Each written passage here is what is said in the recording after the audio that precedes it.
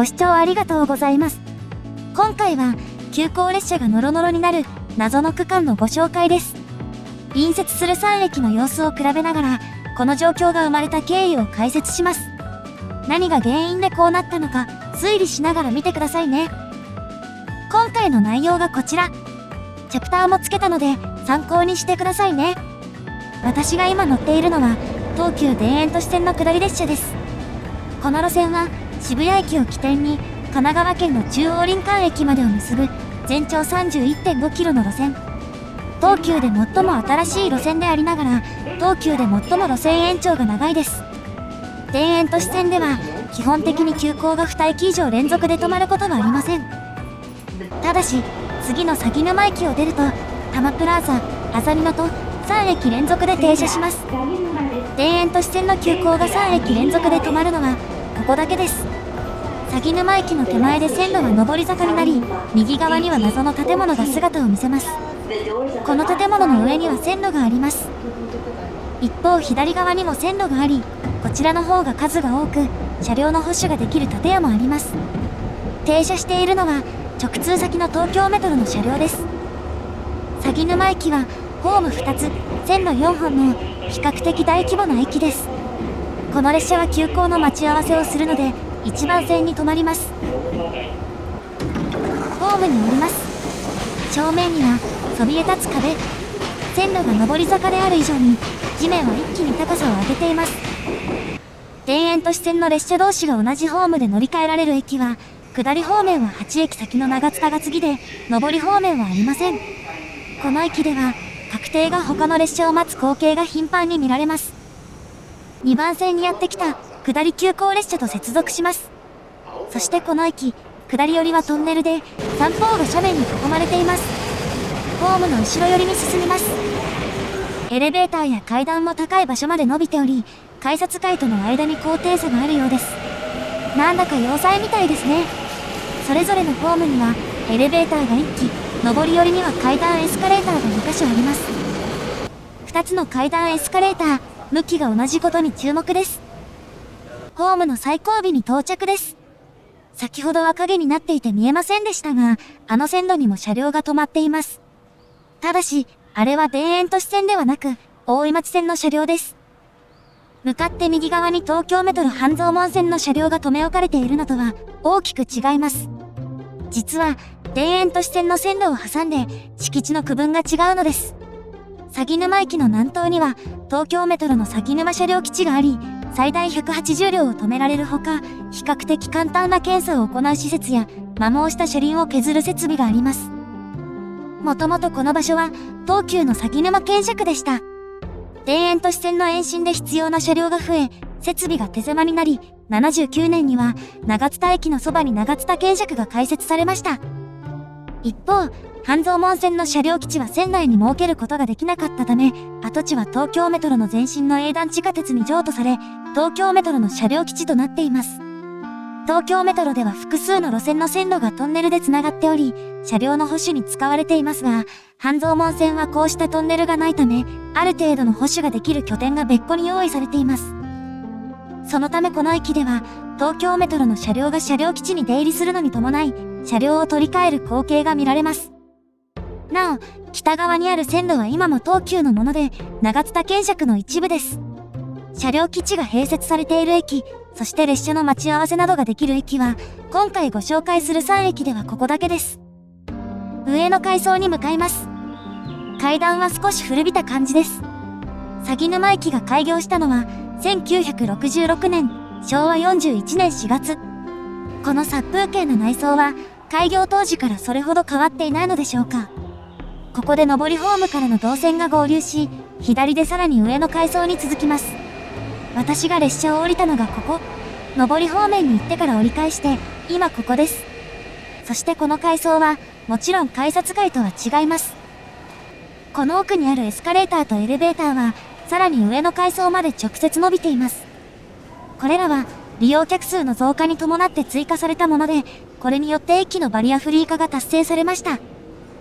先ほど見えていた階段を上がりきった場所がこちら。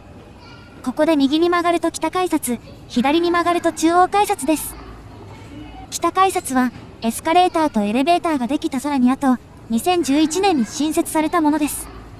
空中写真を見ると、開業した頃はホームが今より短かったことや、車両基地の施設が少ないことなどから、駅が発展した様子がわかります。北改札の開設が遅いことからもわかる通り、駅前は南側が発展しています。北改札と南改札ではなく、北改札と中央改札という組み合わせなのが、それを物語っています。バスロータリーには周辺に向かう路線が発着し、人が絶えることはありません。田園都市線沿線は、東京都心から放射状に伸びる他の鉄道との接続があまり良くないので、こうしたバスは思いのほか大事です。鷺沼駅の2021年度の乗降客数は、1日平均で5万2000人弱。田園都市線の27駅で、上から14番目です。そしてこの駅は、田園都市線で急行運転が始まった83年1月以降、一貫して急行停車駅になっています。次の多摩プラザ駅に向かいます。5駅上り寄りの溝の口駅から本格的に起伏の富んだ区間に入るため、トンネルも多いです。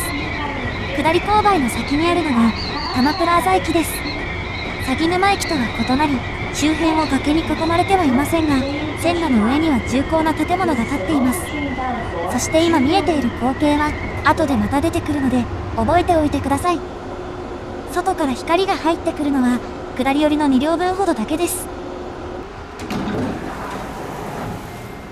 ドアが開くと、なんだかキラキラ感あふれる建物が目に入ります。発車する列車を見送ります。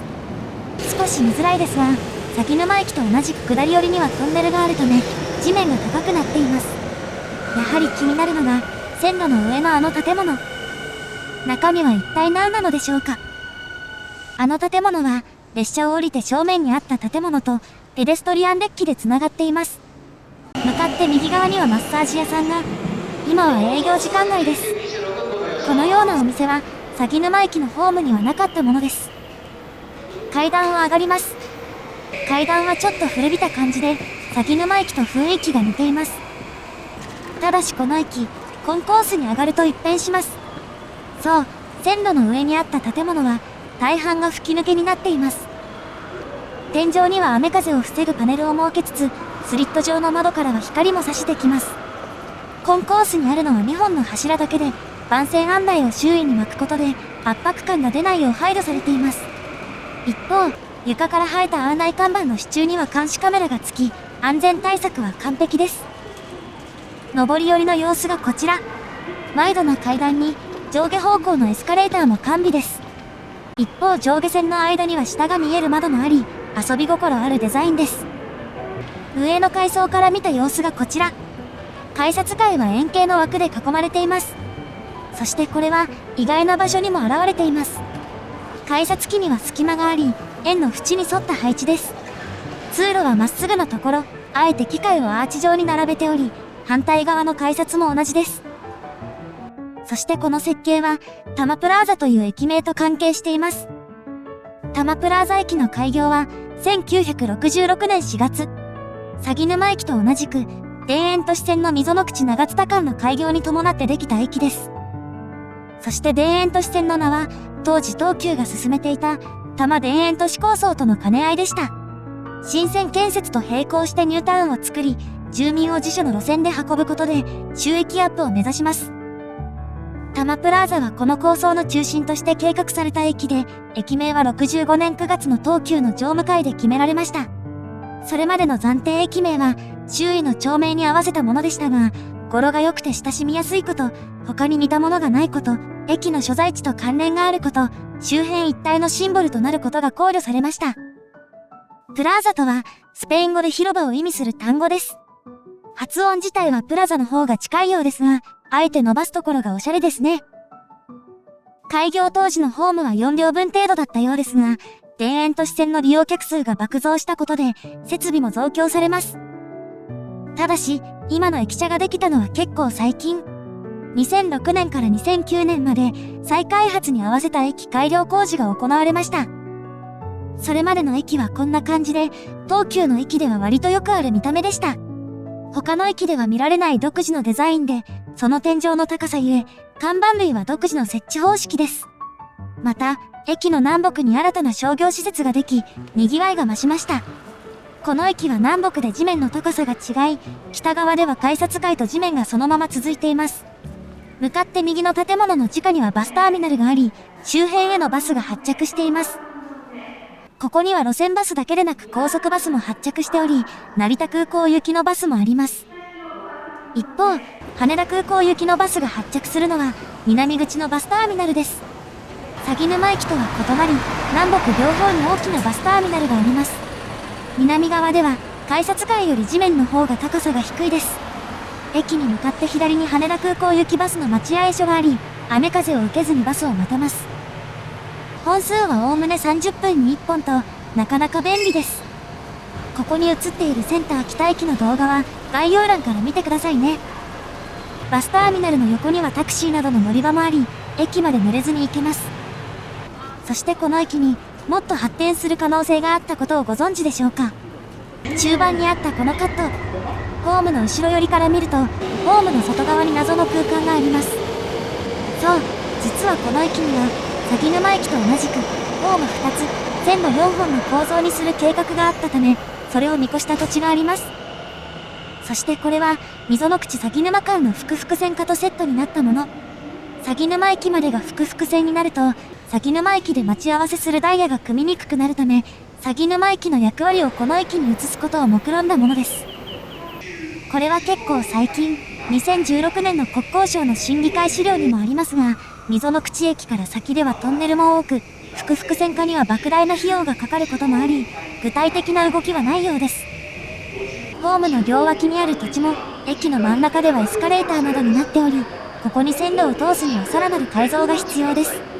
また、下り寄りでは自転車置き場になっています。多摩プラザ駅の2021年度の乗降客数は、1日平均で6万7千人余り。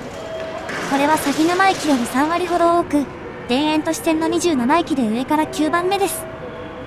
そしてこの駅も、急行運転が始まった83年1月以降、一貫して停車駅です。次の安曇野駅に向かいます。駅間距離は 1.1 キロと、鷺沼多摩プラザ間の 1.4 キロより少し短いです。ホームと線路の配置は多摩プラザ駅と同じですが、駅舎は線路の下の階層にあるため、上から光が差し込んできます。この列車は次の枝駅で準急に抜かれるため、先を急ぐ人はこの駅で乗り換えです。ホームに降ります。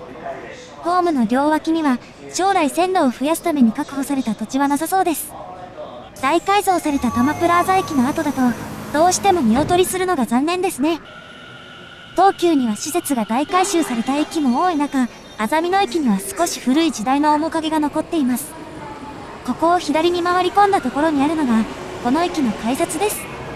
鷺沼と多摩プラザの両駅とは異なり、改札はこの1カ所だけです。改札を出て右、西口へ向かいます。正面にはバス乗り場があり、各方面へのバスが発着するものの、場所自体は狭く、駅舎と片側1車線の道路との間に収めた感じです。他の2駅に比べ、規模が小さいのがわかります。そしてこの駅、東側にはバス乗り場がありません。駅前には細い道が伸びています。安曇野駅が開業したのは、1977年、昭和52年5月。鷺沼と多摩プラザより11年も後です。駅の設置自体は計画にありましたが、周辺は土地の権利者が多く、合意形成に時間がかかったため、路線開業より後に開業することになりました。空中写真を見ると、田園都市線の開業から10年近くが経っても、周辺の道路整備がまだ途中なのがわかります。駅周辺もコンパクトになっており、駅南側の陸橋からは、狭いスペースに施設を収納した感じが漂います。そして83年に急行の運転が始まった時、この駅は停車駅になっていませんでした。鷺沼は当時東急の車両基地があり、各駅停車と速達列車の乗り換えのために重要な駅。多摩プラザは田園都市そのものの中心駅。急行が2駅連続で止まるのもここだけだったので、安曇野に急行を止める選択肢はありませんでした。その安曇野駅が変わるきっかけになったのが、改札口にも乗り換え案内があったこの路線。横浜市営地下鉄ブルーラインです。地下鉄と田園都市線の接続構想が持ち上がったのは1965年。横浜市は最初からあざみ野駅での接続を想定していました。これは建設距離が短いこと、国道246号線や東名高速との交差がしやすいこと、将来小田急線方面に延伸するときに好都合なことが理由です。その後多摩プラザや江田、鷺沼など周辺の駅が候補に上がると、東急は多摩プラザを強く進めました。当時運行されていた快速の停車駅であり、駅前に東急の土地が多く、将来的な発展も見込めるのが理由です。東急はあざみ野経由で多摩プラザまで伸ばす案なども提案したものの、両者の主張は折り合わず、84年にあざみ野駅で接続することに合意し、93年に開業しています。地下鉄が開業した当時、あざみ野駅が急行通過駅でしたが、乗り換え駅となったことで乗降客数は爆増。市民及び横浜市からの強い要請もあり、2002年3月のダイヤ改正に合わせ、急行停車駅になりました。今から20年ほど前の時点で、鷺沼と多摩プラザの乗降客数が1日平均6万人余りだった中、あざみ野はすでに10万人を超えていました。感染症の影響で減ったものの、2021年度は1日平均10万4千人弱で、田園都市線の27駅で、上から4番目の多さです。そしてこの駅は、さらなる発展が確定しています。93年の開業以来、この駅が終点だったブルーラインは、新百合ヶ丘駅までの延伸が決まっています。多摩地域から横浜へのアクセスが改善するほか、3つの途中駅も作られ、沿線の発展も期待されています。19年には延伸の方針が固まり、横浜市と川崎市が合意、市長の間で覚書が交わされました。開業予定は7年後、2030年度です。ご視聴ありがとうございました。